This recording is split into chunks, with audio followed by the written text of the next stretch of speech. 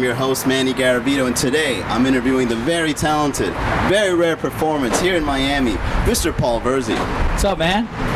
Paul Virzi, it's your first time performing at the Comedy Inn. What did you think of the place? I loved it. You know, I loved how it was just very intimate. People are like right there on you. Just had that kind of really, you know, personal feel to it, which I really enjoyed. I love it down here, man. Smoking the cigars. Oh yeah, we're outside of the cigar shop. What is that you're smoking there, Paul? This is a Padron 1926. Smoked the whole thing in one sitting. Beautiful cigar. Beautiful weather out here in Miami. Right now it's, you know, February in New York, so this is not bad to see the palm trees and come out here. Yeah, a little Cuban coffee, stick. It's all good. Now, Paul, also I wanted to say congratulations on your album, A Night at the Stand, which was recorded at the Stand in New York City. Yes, it was. It reached #1 on iTunes? No, yeah, it hit #1 on iTunes, and really honored that it hit #4 on the Billboard charts. One bit that I'm really glad that I got out there was the joke towards the end of the album where I talked about how I proposed to my wife. The engagement story. A lot of people tell me that that's their favorite, and it's just a true, honest story about when me and my wife Stacy were at a restaurant. I don't have any regrets, though, man. I don't have any regrets. I'm in my mid-30s. I got a family. I don't have any regrets. Actually, I have one regret. My one regret is how I proposed to my wife. It's the worst.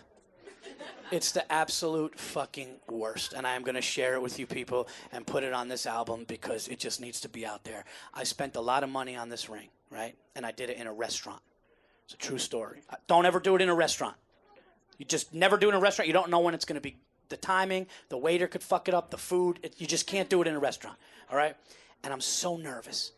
And I'm just like, I walk in and I wrapped it up in my sock. And I'm like mumbling to myself walking in this place, and I'm looking around the joint like I'm going to rob the place. I was just a mess. And we go in there, and we're sitting down, and she said I was like fidgety. And I was just like, my nerves were making me have bad ideas. Another interesting fact, Paul Virzi is also a big fan of Jordans. How many Jordans do you own, Paul? I've had Jordans a lot my whole life.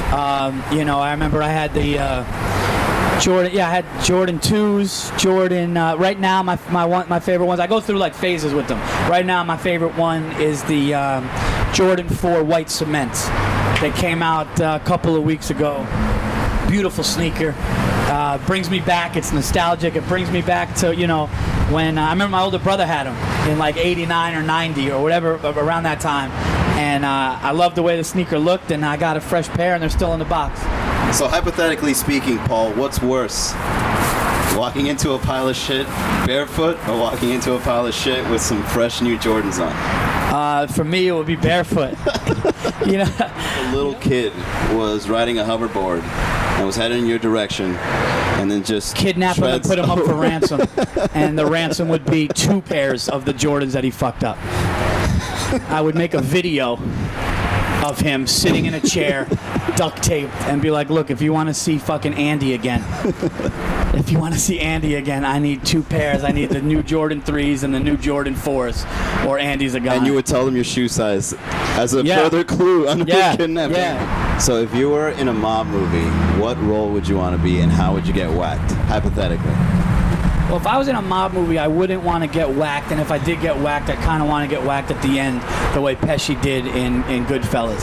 I'd like my character to play out and see what he can do and what he does, and then if I had to go, I want it to be at the end. Not an early kill. No, not an early kill. You know, I don't want to be the guy in the opening scene in a pizzeria that's sweating and looking around, and then he realizes why he's in the pizzeria, and everybody just starts to leave, and the door gets locked, and then the boss comes in and goes, I've known you for a long time. That's the kiss of death right there. You know, that's like basically I've known you for a long time, and it's going to end now because we have to do this. I'll give you a slice of pepperoni before, but that's it. And if you want to download the album Night at the Stand online, you could go to iTunes, Bandcamp, Amazon. It's on Pandora and Spotify. And if you Google it, you can find the album. I'd love for you to pick it up. It's doing well. And I'm really, honored and humbled about that. To see you live on stage, what's the name of that podcast? The Virzi Effect. I've been doing the Virzi Effect podcast now for, 5 years. I have the best podcast fans, man. loyal fans that come out to shows. I have, one thing that I love about my podcast is it touches everybody. I have fans in Croatia, I have fans in New Zealand, Canada, Australia. Amazing thing about the podcast is, which meant a lot to me, was soldiers. Soldiers like fighting for the country. Like, somebody saying, "Yeah, man, I'm a gunner."